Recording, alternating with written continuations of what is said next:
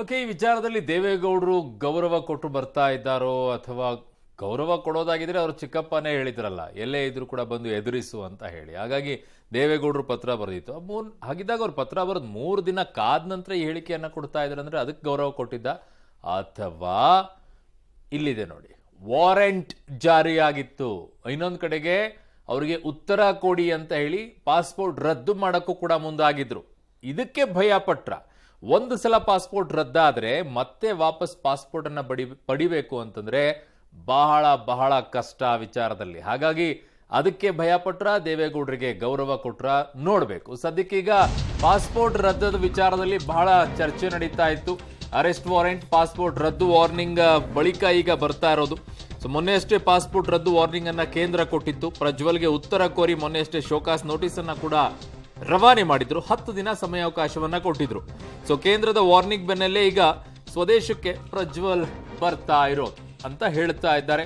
ಇದು ದೇವೇಗೌಡರಿಗೆ ಗೌರವ ಕೊಟ್ಟ. ಕುಮಾರಸ್ವಾಮಿ ಅವರು ಹೇಳಿದಾಗಂತೂ ಅದಕ್ಕೆ ಯಾವುದೇ ರೀತಿಯಾಗಿ ರಿಪ್ಲೈ ಇರಲಿಲ್ಲ. ದೇವೇಗೌಡರು ಪತ್ರವನ್ನ ಬರೆದಂತಹ ಸಂದರ್ಭದಲ್ಲಿ, ಬಹಿರಂಗವಾಗಿ ಕೇಳಿದಂತ ಸಂದರ್ಭದಲ್ಲಿ ಬರಲಿಲ್ಲ. ಈಗ ಈ ವಿಚಾರದಿಂದ ಬರ್ತಾ ಇದ್ದಾರೆ ಅನ್ನೋದನ್ನ ನೋಡೋಣ. ನನ್ನ ಸಹೋದ್ಯೋಗಿ ದೆಹಲಿಯಿಂದ ಶಬೀರ್ ನನ್ನ ಸಂಪರ್ಕಕ್ಕೆ ಸಿಗ್ತಾ ಇದ್ದಾರೆ. ಶಬೀರ್, ಈಗ ಕೇಂದ್ರದ ಒಂದೇ ಒಂದು ವಾರ್ನಿಂಗ್ಗೆ ಈಗ ಪ್ರಜ್ವಲ್ ಬೆದರಿದ್ರ?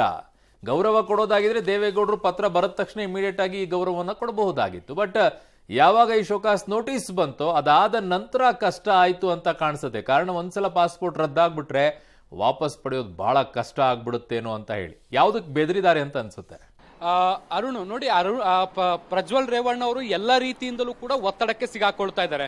ಒಂದು ಕಡೆ ಕುಟುಂಬ, ಮತ್ತೊಂದು ಕಡೆ SIT, ಮತ್ತೊಂದು ಕಡೆ ಈಗ ಕೇಂದ್ರ ವಿದೇಶಾಂಗ ಇಲಾಖೆ. ಮುಖ್ಯವಾಗಿ ಕುಮಾರಸ್ವಾಮಿ ಅವರು ಮತ್ತೆ ದೇವೇಗೌಡ ಅವರು ಕೂಡ ಈಗಾಗಲೇ ಎಚ್ಚರಿಕೆಯ ರೂಪದಲ್ಲಿ ಭಾರತಕ್ಕೆ ಬರಲೇಬೇಕು ಅನ್ನುವಂತ ಒಂದು ಸೂಚನೆಯನ್ನು ಕೊಟ್ಟಿದ್ರು. ಇದಾದ ಬೆನ್ನಲ್ಲೇ ಕೇಂದ್ರ ವಿದೇಶಾಂಗ ಸಚಿವಾಲಯ ಕೂಡ ಅವರಿಗೆ ಒಂದು ಶೋಕಾಸ್ ನೋಟಿಸ್ ಅನ್ನು ಜಾರಿ ಮಾಡಿತ್ತು. 10 ದಿನದಲ್ಲಿ ಉತ್ತರವನ್ನ ಕೊಡಬೇಕು, ಇಲ್ಲದೆ ಇದ್ರೆ ನಿಮ್ಮ ರಾಜತಾಂತ್ರಿಕ ಪಾಸ್ಪೋರ್ಟ್ ಅನ್ನ ರದ್ದು ಮಾಡ್ತೀವಿ ಅಂತ ಹೇಳಿತ್ತು. ಈಗಾಗಲೇ 3 ದಿನ ಕಳೆದಿದೆ, ಇನ್ನು 7 ದಿನಗಳು ಮಾತ್ರ ಸಮಯ ಉಳಿದಿರುವಂತದ್ದು. ಒಂದು ವೇಳೆ ಈ 7 ದಿನದಲ್ಲಿ ಅವರು ಉತ್ತರವನ್ನ ಕೊಡದೇ ಇದ್ರೆ ಮತ್ತೆ ಭಾರತಕ್ಕೆ ಬರದೇ ಇದ್ದಂತ ಸಂದರ್ಭದಲ್ಲಿ ಅವರ ಪಾಸ್ಪೋರ್ಟ್ ರದ್ದಾಗುವಂತ ಎಲ್ಲಾ ಸಾಧ್ಯತೆಗಳಿದಾವೆ. ಒಂದು ವೇಳೆ ಪಾಸ್ಪೋರ್ಟ್ ರದ್ದಾದ್ರೆ ಅವರು ಭಾರತಕ್ಕೆ ಬರ್ತೀನಿ ಅಂದ್ರೂ ಕೂಡ ಬರುವಂತದ್ದು ಬಹಳಷ್ಟು ಕಷ್ಟ ಆಗುತ್ತೆ. ಯಾಕಂದ್ರೆ ಅವ್ರ ಹತ್ರ ಪಾಸ್ಪೋರ್ಟ್ ಅಂದ್ರೆ ಒಂದು ವ್ಯಾಲಿಡ್ ಪಾಸ್ಪೋರ್ಟ್ ಇರಲ್ಲ, ಇರುವಂತ ಪಾಸ್ಪೋರ್ಟ್ ಕೂಡ ಅದು ಇನ್ವ್ಯಾಲಿಡ್ ಆಗಿರುತ್ತೆ. ಹೀಗಾಗಿ ಒಂದು EC ಅಂತ ಬರುತ್ತೆ, ಎಮರ್ಜೆನ್ಸಿ ಸರ್ಟಿಫಿಕೇಟ್ ಅಂತ ಬರುತ್ತೆ. ಅದನ್ನ ಭಾರತದ ಹೈಕಮಿಷನ್ ಇಂದ ಪಡ್ಕೊಂಡು ಅವರು ಭಾರತಕ್ಕೆ ಬರಬೇಕಾಗುತ್ತೆ.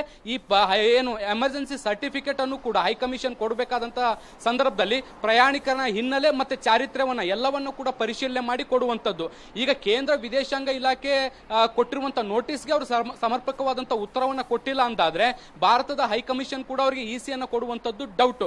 ಹೀಗಾಗಿ ಅವರು ಯಾವ ದೇಶದಲ್ಲಿದ್ದಾರೆ ಅದೇ ದೇಶದಲ್ಲಿ ಇರಬೇಕಾಗುತ್ತೆ, ಮತ್ತೆ ಬೇರೆ ಯಾವುದೇ ದೇಶಕ್ಕೆ ಅವರು ಪ್ರಯಾಣವನ್ನ ಮಾಡ್ಲಿಕ್ಕೂ ಕೂಡ ಸಾಧ್ಯ ಆಗಲ್ಲ. ಹೀಗಾಗಿ ಮುಂದಿನ ದಿನಗಳಲ್ಲಿ ಇದು ಮತ್ತಷ್ಟು ಬಿಸಿ ತುಪ್ಪ ಆಗಬಹುದಾದಂತಹ ಸಾಧ್ಯತೆಗಳಿರುವಂತಹ ಹಿನ್ನೆಲೆಯಲ್ಲಿ ಅವರೀಗ ಭಾರತಕ್ಕೆ ಬರುವಂತದ್ದು ಅನಿವಾರ್ಯ ಆಗಿದೆ. ಈವರೆಗೂ ಕೂಡ ಪ್ರಜ್ವಲ್ ರೇವಣ್ಣ ಯಾವುದೇ ರೀತಿಯಾದಂತ ಆನ್ಸರ್ ಮಾಡಿಲ್ಲ. ಈಗ ಅವರೇ ಹೇಳೋ ಪ್ರಕಾರ ಮೇ 31ನೇ ತಾರೀಕು ಬಂದ್ರೆ ಅಲ್ಲಿಗೆ 7 ದಿನ ಆಗಿರುತ್ತೆ.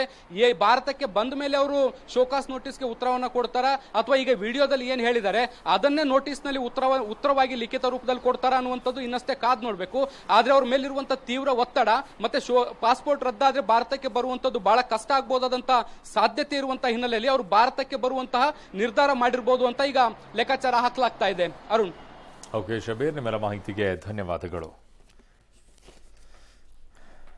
ಎಲ್ಲಾ ವಿಚಾರಗಳು ಒಂದು ರೀತಿಯಾಗಿ ಅವ್ರನ್ನ ಕಟ್ಟಿ ಹಾಕುವಂತ ಕೆಲಸಗಳಾಯ್ತು. ಇಷ್ಟೆಲ್ಲ ಆದ್ರೂ ಕೂಡ ಇಲ್ಲೂ ಸಮನ್ಸ್ ಅನ್ನ ಕೊಟ್ಟರು, ಬರಬೇಕು ಅಂತ ಹೇಳಿದ್ರು, ರಿಕ್ವೆಸ್ಟ್ ಅನ್ನ ಮಾಡಿದ್ರು, ವಿಚಾರಣೆಗೆ ಹಾಜರಾಗಿ ಅಂತಂದ್ರು. ಕುಮಾರಸ್ವಾಮಿ ಅವರು ಕೂಡ ಕೇಳಿದ್ರು.